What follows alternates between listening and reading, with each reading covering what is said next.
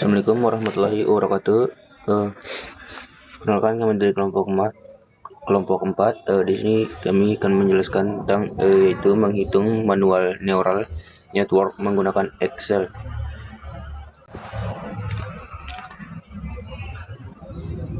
Nah, sebenarnya itu identitas yang pertama itu identitas tim dan referensi utama. Nah, di sini ada yang namanya, dan di sini dulu kita perkenalkan diri dulu. Perkenalkan, ketua kelompok kami yaitu Emirfan Maulana Putra, dan anggotanya itu Pandai Budi dan Yudhistira. Nah, selanjutnya itu di sini ada ringkasan konsep atau perseptron sederhana. Nah, yang pertama itu ada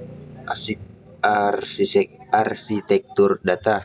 Nah, di sini ada dua fitur dan satu output, yang mana menjelaskan bahwa model menggunakan dua input variabel, yaitu kali satu dan kali dua, untuk memprediksi satu target luaran atau Y. Nah, sedangkan yang kedua itu ada supervised learning.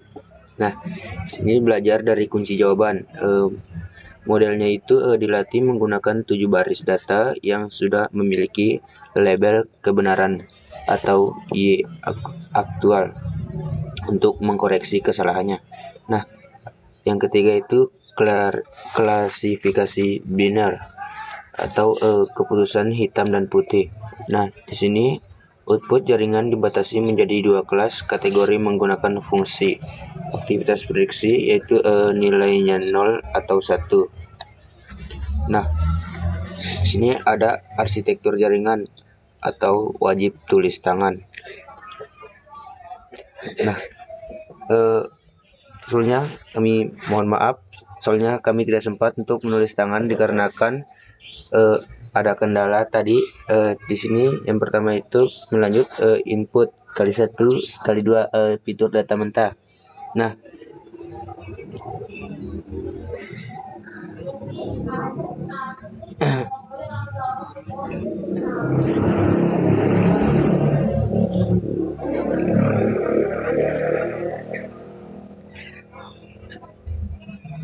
di sini mesin matematika atau formula perseptron.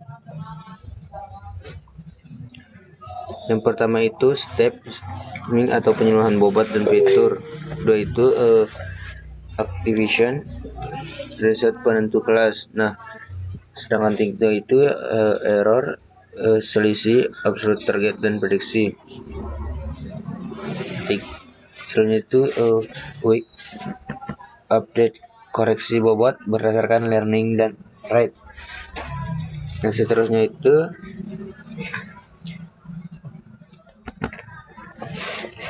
dilanjutkan oleh rekan saya.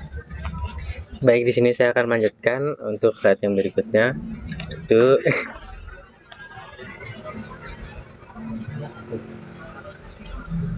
transformasi digital, persiapan data di Excel.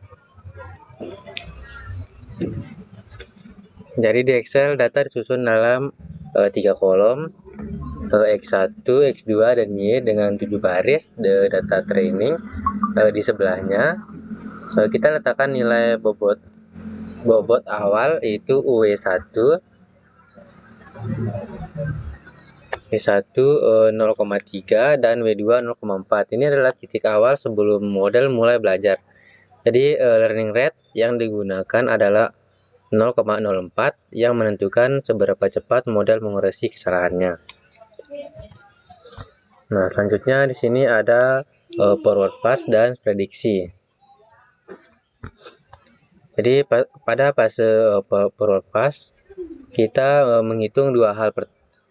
Pertama, kita pertama kolom sum menggunakan formula Excel sama dengan A2 kali 0,3 ditambah B2 kali 0,4. Jadi ini mengalihkan setiap fitur dengan bobot awalnya Terus yang kedua, kolom Y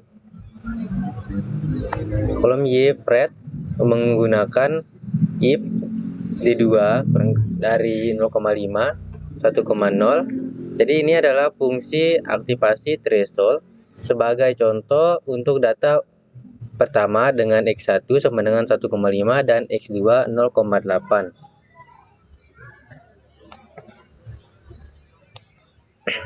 Jadi sum menghasilkan 0,77 sehingga Y fret sama dengan 1.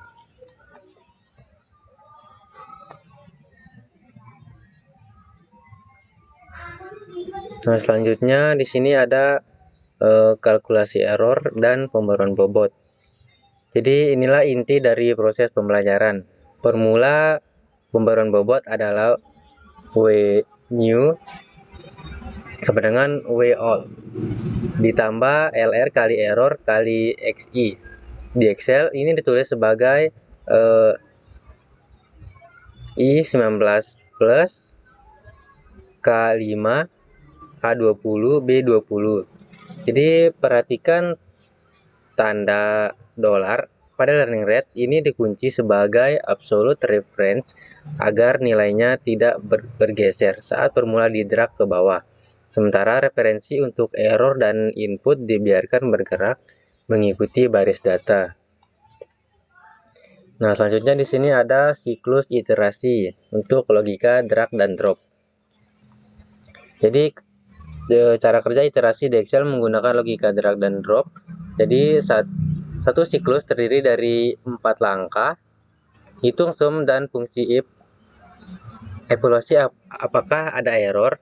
Update bobot jika error sama dengan 1. Lalu bobot baru di baris ini otomatis menjadi bobot lama untuk baris berikutnya dengan mendrag formula ke bawah sehingga 7 baris data diproses sekaligus dalam satu iterasi.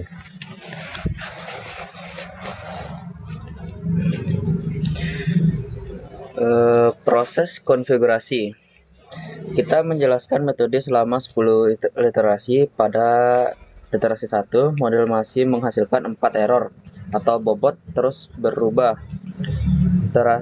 Iterasi memasuki iterasi 5, error berkurang menjadi 2. Model melalui berdasarkan pada iterasi 10, error tercapai 0. Ini berarti konfigurasi tercapai, pembelajaran dihentikan, dan bobot akhir W1 dan W2 siap digunakan untuk prediksi.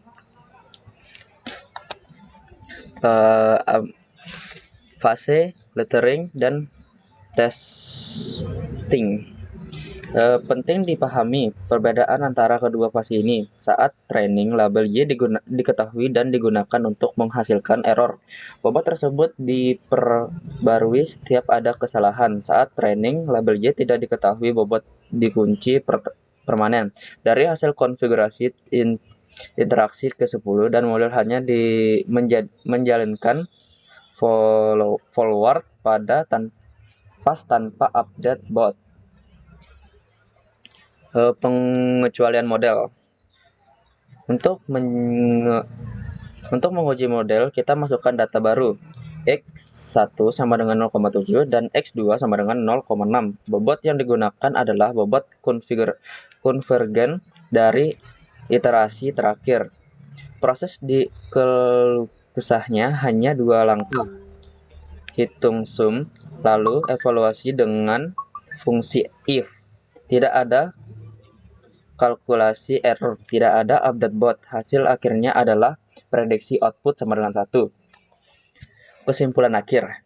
Ada 3 poin utama yang kita ambil. Pertama, proportion sederhana terbukti efektif untuk masalah klasifikasi biner linear dengan metode surprise-based learning.